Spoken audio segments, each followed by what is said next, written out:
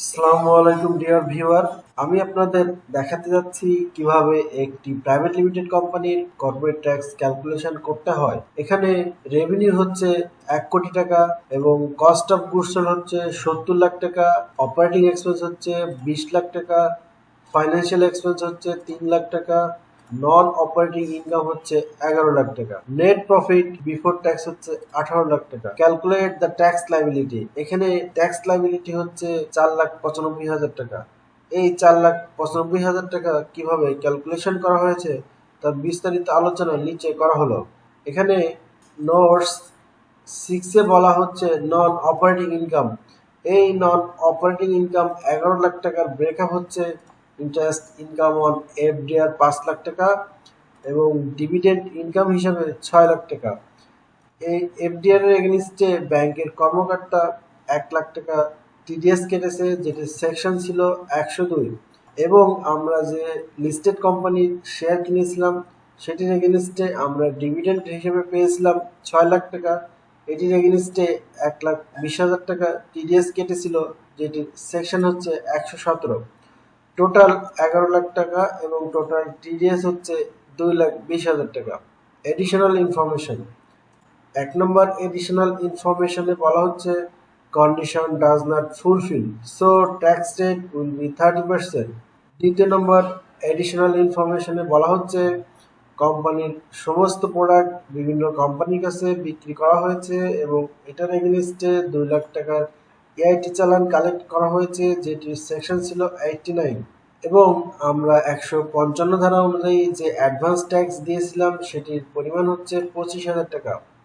এখানে 5 নম্বর এডিশনাল ইনফরমেশনে বলা হচ্ছে অ্যাকাউন্টিং ডেপ্রিসিয়েশন 2 লাখ টাকা but allowable as per third schedule 1,50,000 টাকা। এর অর্থ হচ্ছে আমাদের ইনকাম স্টেটমেন্টে যে ডেপ্রিসিয়েশন চার্জ করা হয়েছিল সেটির পরিমাণ হচ্ছে 2 লাখ টাকা, বাট থার্ড শিডিউল অনুযায়ী এটি সর্বোচ্চ অ্যালাউবল হবে 1,50,000 টাকা এবং বাকি 50,000 টাকা ডিসঅ্যালাউ হয়ে যাবে। Calculate the taxable income. এখানে নেট প্রফিট বিফোর ট্যাক্স হচ্ছে 18 লাখ টাকা এবং less income to be considered separately 11 lakh টাকা। এখানে এই 11 লাখ টাকার ব্রেকআপ হচ্ছে interest income on FDR 5 lakh টাকা এবং ডিভিডেন্ড ইনকাম হিসাবে 6 লাখ টাকা। এটি আলাদা করার কারণ হচ্ছে এটির আলাদা ইনকাম হেড রয়েছে, সেটি হচ্ছে ইনকাম ফ্রম ফাইন্যান্সিয়াল অ্যাসেট এবং আমাদের যে অ্যাকাউন্টিং ডেপ্রিসিয়েশন ছিল সেটি 2 লাখ টাকা যোগ করে দিব এবং যেটি অ্যালাউবল ছিল সেটি আমরা বিয়োগ করে দিব। এখানে যোগ বিয়োগ করার পরে আমরা দেখতে পাচ্ছি ইনকাম ফ্রম বিজনেস 7,50,000 টাকা এবং income from financial asset 11 lakh টাকা। টোটাল 11 লাখ এবং 7,50,000 টাকা হয় 18,50,000 টাকা। এটি হচ্ছে total taxable income. Calculate the tax liability. Income from business section 45। প্রথমে আমরা বিজনেসের regular tax on business income 7,50,000 টাকা গুণ 30% ইকুয়াল টু 2,25,000 টাকা এবং আমাদের যে বিজনেস ইনকামের মিনিমাম ট্যাক্স ছিল সেটির পরিমাণ ছিল 2 লাখ টাকা। আমরা এখন কম্পেয়ার করে দেখব মিনিমাম ট্যাক্স বড় না রেগুলার ট্যাক্স বড়। আমরা এখানে দেখতে পাচ্ছি রেগুলার ট্যাক্স বড়, সুতরাং এখানে ট্যাক্স লাইবিলিটি হবে 2,25,000 টাকা। Income from financial asset section 62।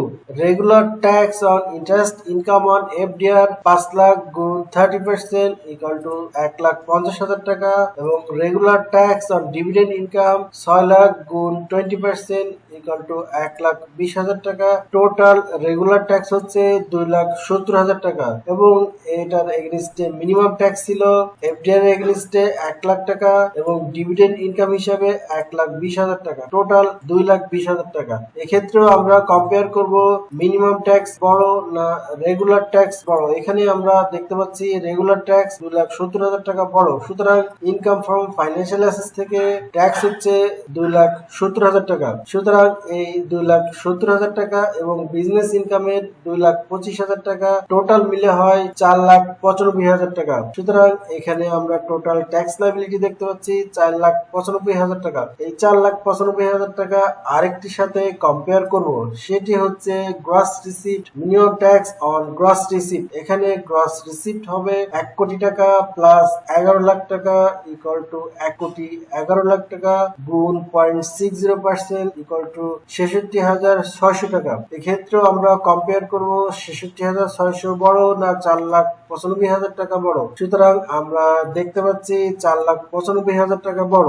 এই 4,95,000 টাকা থেকে আমরা অ্যাডভান্স ট্যাক্স গুলো বাদ দিব। অ্যাডভান্স ট্যাক্স গুলি হচ্ছে এআইটি অন সেলস, যেটি সেকশন ছিল 89 2 লাখ টাকা, ইন্টারেস্ট ইনকাম অন এফডিআর যেটি সেকশন ছিল 102 1 লাখ টাকা, এবং ডিভিডেন্ড ইনকাম ছিল যেটি সেকশন 117 1,20,000 টাকা, এবং আমরা যে 155 ধারা অনুযায়ী অ্যাডভান্স ট্যাক্স দিয়েছিলাম সেটির পরিমাণ হচ্ছে 25,000 টাকা। টোটাল হচ্ছে 4,45,000 টাকা। এই 4,45,000 টাকা টোটাল ট্যাক্স লাইবিলিটি থেকে বাদ দিলে হবে 50,000 টাকা। এই 50,000 টাকা অবশ্যই 173 ধারা অনুযায়ী এই চালানের মাধ্যমে ট্যাক্স ডের ভিতরে অথবা ট্যাক্স ডের পূর্বেই রাষ্ট্রীয় কোষাগারে জমা করতে হবে। জার্নাল এন্ট্রিজ, এখানে আমরা 89 সেকশন অনুযায়ী যে অ্যাডভান্স ট্যাক্স দিয়েছিলাম সেটির জন্য জার্নাল এন্ট্রিজ হবে অ্যাডভান্স ইনকাম ট্যাক্স 2 লাখ টাকা ডেবিট, এবং অ্যাকাউন্ট রিসিভেবল হবে ক্রেডিট 2 লাখ টাকা।